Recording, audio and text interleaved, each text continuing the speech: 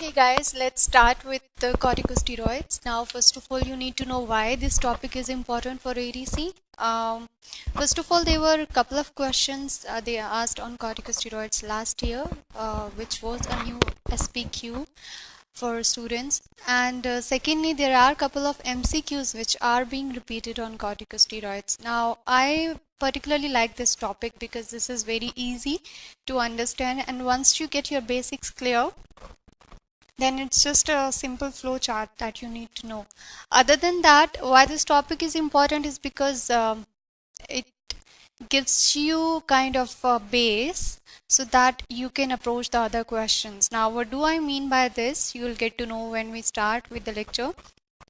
Now, first of all, what I'm gonna tell you right now is not important from ADC point of view. You will never get a question on that, but maybe down the lane when let's suppose you are sitting some other exam, or just for your knowledge, or I hope many of you would even be remembering this thing.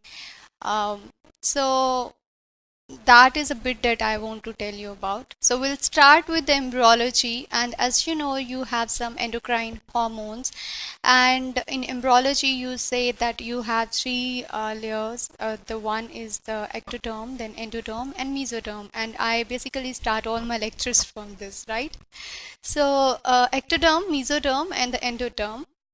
Now most of your endocrine glands, they develop from the endoderm. Now it's quite easy to remember, endocrine glands from the endoderm, right? But then this is not all. Biology is a science of exceptions, so there are exceptions. There are many exceptions, but just a very few examples that are of relevance. That is, one is the pituitary gland, that is formed from the ectoderm along with the rest of the nervous system, right? So the pituitary gland, it is an endocrine gland that is not formed from the endoderm but from the ectoderm.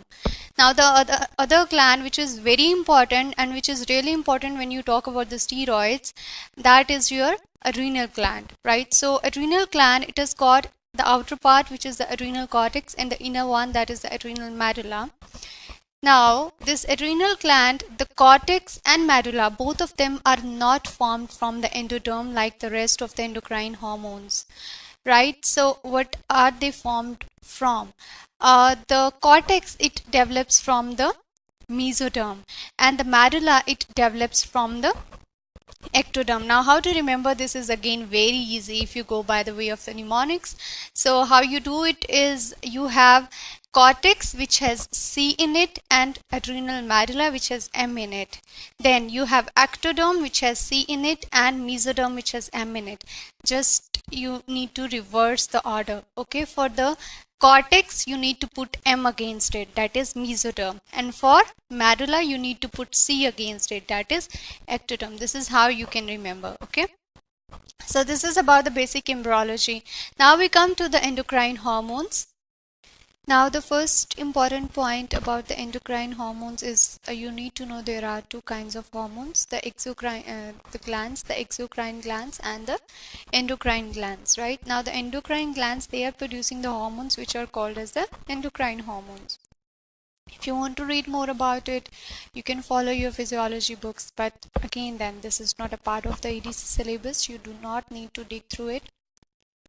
Now, when I talk about the endocrine system, what it is a collection of glands, and these glands, they secrete some chemical messengers, you can say, right? So what these messengers do, or what these chemicals do, is they pass through the blood, and by passing through the blood, they finally arrive at a target organ where they're going to target, where they're going to affect something, right? So they go to the target organ, and on that target organ there will be a receptor for that hormone. So that receptor recognizes the hormone. Okay, this is a hormone which can act on this organ. Okay, I can allow it or I cannot allow it, and that's how the hormone acts. So that means a particular hormone will act on an organ or on a cell only if that cell or the organ is having a receptor which can recognize that hormone and which can allow that hormone to function on that cell or that organ. right? So one thing is this, which is important, they are going to be most often they are going to be receptor specific, right? So this is how they act. Now another part of our lecture is going to be about how the hormones act. Now we can divide broadly the hormones into two parts. One you can say non-steroidal endocrine hormones, and the other we'll call as the steroidal endocrine hormones. Now how do they act? Let's go back to the structure of the cell. So if you remember, you have a cell. Outside the cell there is a membrane. Okay, so when you go inside the cell, there will be cytoplasm, and inside there will be a nucleus. Outside the nucleus there will be a nuclear membrane. Now inside the nucleus, what is there? There is going to be DNA, right? So what's the function of the DNA? DNA forms the RNA, and RNA, it then gets translated into the proteins, right? So DNA to RNA to proteins, this is how the things are formed. Now if you change that protein, the function will be changed, the whole function will be changed, right? So the steroid hormones, they act at this level. They change the protein altogether. They can change the protein. That means they act on the DNA. That is why they are very potent, they are very fast acting, and their action is very strong.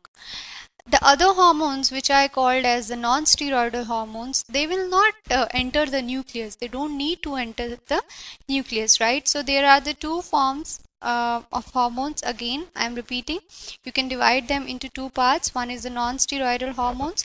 Now the non-steroidal hormones, what they do is they do not enter the cell. What they are doing is they bind to the receptors which are there on the plasma membrane. So when they bind to those receptors, what happens is there is a generation of another chemical which we call as the second messenger. Now this second messenger, for example, is cyclic AMP, right?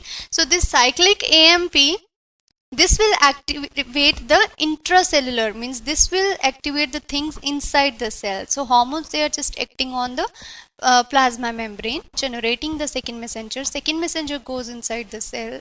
In second messenger inside the cell starts participating in whatever changes it wants to bring. So it is going to take a little bit of time, and the action is going to be not that potent as compared to the steroidal hormones. While the steroidal hormones, what they are doing is, steroidal hormones, they will go inside the cytoplasm, right? Inside the cytoplasm, they will have their receptors, so they will bind with it, and once they bind with it, they can now cross the nuclear membrane. Now they will go inside the nucleus, they will modify the DNA proteins that are being formed. So the whole protein is going to be modified. So this is how the steroids are acting.